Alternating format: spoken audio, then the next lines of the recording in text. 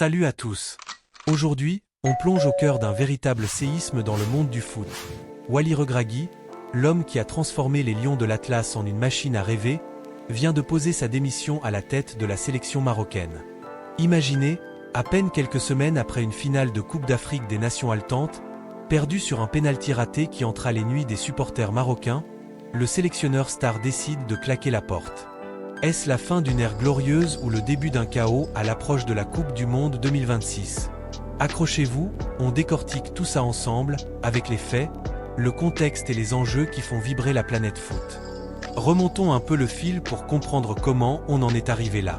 Wally Regragui, 50 ans, ancien défenseur international et coach charismatique, prend les rênes de l'équipe nationale marocaine en août 2022. À l'époque, le Maroc est une nation respectée mais sans titre majeur depuis la Coupe d'Afrique des Nations 1976. Regragui arrive avec un bagage solide, il a remporté la Ligue des champions africaine avec le Wydad Casablanca en 2022, et il apporte une philosophie de jeu basée sur la solidarité, la discipline et un pressing haut qui fait des ravages. Son premier grand test ? La Coupe du Monde 2022 au Qatar. Et là, c'est l'exploit historique. Les Lions de l'Atlas deviennent la première équipe africaine à atteindre les demi-finales d'un mondial. Ils éliminent l'Espagne en 8e, le Portugal en quart, avant de s'incliner face à la France, futur finaliste.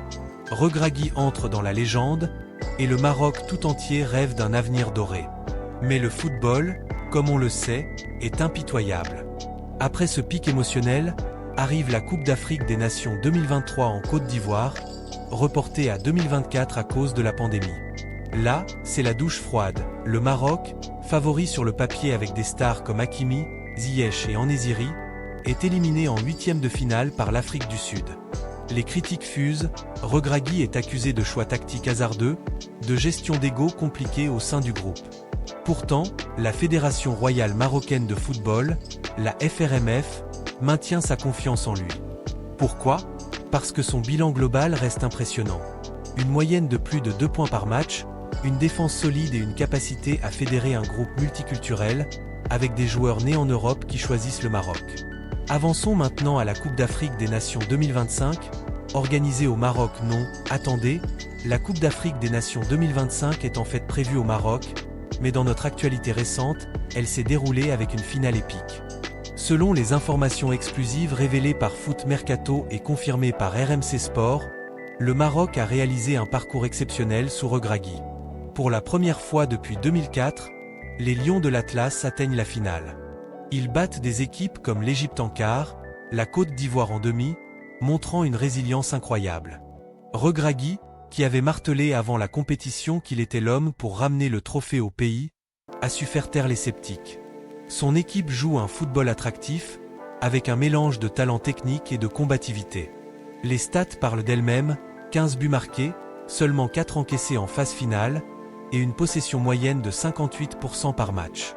C'est le meilleur bilan offensif du Maroc en Coupe d'Afrique des Nations depuis des décennies. Et puis, arrive cette finale contre le Sénégal, les tenants du titre. Un match tendu, à couteau tiré, qui se joue sur des détails. À la 90e minute plus le temps additionnel, le score est de 1-1. Brahim Diaz, le prodige du Real Madrid, obtient un pénalty décisif. Tout le stade retient son souffle. Diaz tente une panenka audacieuse et la rate complètement. Le gardien sénégalais, Edouard Mendy, capte le ballon sans effort. Prolongation, puis tir au but, le Sénégal l'emporte 4-3. Le rêve s'effondre. Pour le Maroc, c'est une défaite cruelle, à un cheveu d'un titre attendu depuis 1976, soit 50 ans d'attente. Regragui, en conférence de presse d'après-match, est dévasté mais digne. Il assume la responsabilité, loue ses joueurs, mais laisse planer le doute sur son avenir. C'est là que les choses s'accélèrent. Selon nos sources, comme rapporté par Gabon Media Time et Foot Africa, Wally Regragui a officiellement posé sa démission auprès de la FRMF dans les jours suivants. Lassé par la pression médiatique incessante, usé par les critiques post-Coupe d'Afrique des Nations 2023 qui ont ressurgi malgré le parcours honorable, et épuisé par l'intensité d'une aventure qu'il a vu disputer plus de 40 matchs en 3 ans, Regragui veut tourner la page. Il avait d'ailleurs prévenu avant la CAN 2025, dans une interview à El Chiringuito, « Si on ne gagne pas, je sais ce que je dois faire. C'est un homme de parole, intègre, qui préfère partir sur une note haute plutôt que de s'accrocher. Mais attention, ce n'est pas un abandon. C'est une décision radicale pour préserver sa santé mentale et ouvrir la porte à de nouveaux défis, comme des offres alléchantes de clubs en Arabie Saoudite, ou des équipes comme Al Hilal ou Al Nasr lui font les yeux doux avec des salaires faramineux, on parle de plus de 5 millions d'euros par an. Maintenant, les enjeux sont énormes. La Coupe du Monde 2026 arrive à grands pas. Elle se déroulera du 11 juin au 19 juillet aux États-Unis, au Canada et au Mexique. Le Maroc est qualifié d'office en tant que nation africaine performante, et avec un groupe qui reste derrière Regragui. Achraf Hakimi, le capitaine, a publiquement déclaré vouloir qu'il reste. Selon Sport 7, la continuité semble logique. La FRMF, présidée par Fouzi Lekja, n'a pas encore acté la décision. D'après Instagram et Facebook post de DM Sport, la fédération pourrait refuser la démission pour assurer la stabilité. Imaginez, changer de coach à 4 mois du mondial, c'est risqué. Il faudrait trouver un remplaçant en urgence. Des noms comme Hervé Renard, ancien sélectionneur marocain, ou même José Mourinho circulent dans les rumeurs, mais rien de concret. Les conséquences? Si Regragui part, le groupe pourrait perdre son unité. S'il reste, il pourrait rebondir et viser un nouveau exploit, comme dépasser la demi-finale de 2022. Parlons chiffres pour bien mesurer l'impact. Sous Regragui, le Maroc a disputé 45 matchs officiels. 32 victoires, 8 nuls, 5 défaites, un taux de victoire de 71%, le meilleur de l'histoire de la sélection. Au classement FIFA, les Lions sont passés de la 28e à la 10e place mondiale. Économiquement, la demi-finale du Mondial 2022 a rapporté plus de 25 millions de dollars en prime FIFA, sans compter les sponsors. Une finale de Coupe d'Afrique des Nations 2025, même perdue, ajoute 7 millions de dollars. Mais au-delà des chiffres, c'est l'héritage. Regragui a inspiré une génération, avec des joueurs comme Abdel Alzouli ou Bilal El Kanous qui émergent. Pourtant, les critiques persistent. Certains médias marocains, comme dans l'article de France 24, pointent un manque d'ajustement tactique en finale, une dépendance excessive à des individualités comme Ziyech, qui a 32 ans. Transitionnons vers les conséquences plus larges pour le football africain. Le Sénégal, en remportant sa deuxième Coupe d'Afrique des Nations 2025 consécutive, consolide son statut de powerhouse.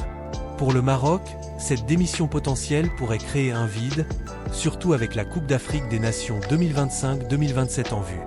La FRMF doit trancher rapidement, accepter et reconstruire, ou refuser et miser sur la continuité. Des sources internes, comme rapporté par FNews Media, démentent même une démission officielle, affirmant que des réunions d'évaluation sont prévues. C'est le flou total, et ça fait bouillir les réseaux sociaux. Des milliers de tweets et posts débattent déjà de l'avenir de Regragui. En résumé, Wally Regragui n'est pas le grand fautif de cette défaite, mais son choix de démissionner montre un coach lucide et humain.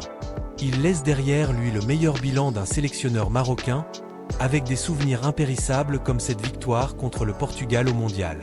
À l'approche du Mondial 2026, le Maroc a besoin de stabilité, mais aussi de fraîcheur. La décision de la FRMF sera cruciale. Et vous, qu'en pensez-vous? Wally Regragui devrait-il rester pour mener les Lions au Mondial 2026? Ou est-il temps de passer à un nouveau chapitre avec un coach frais?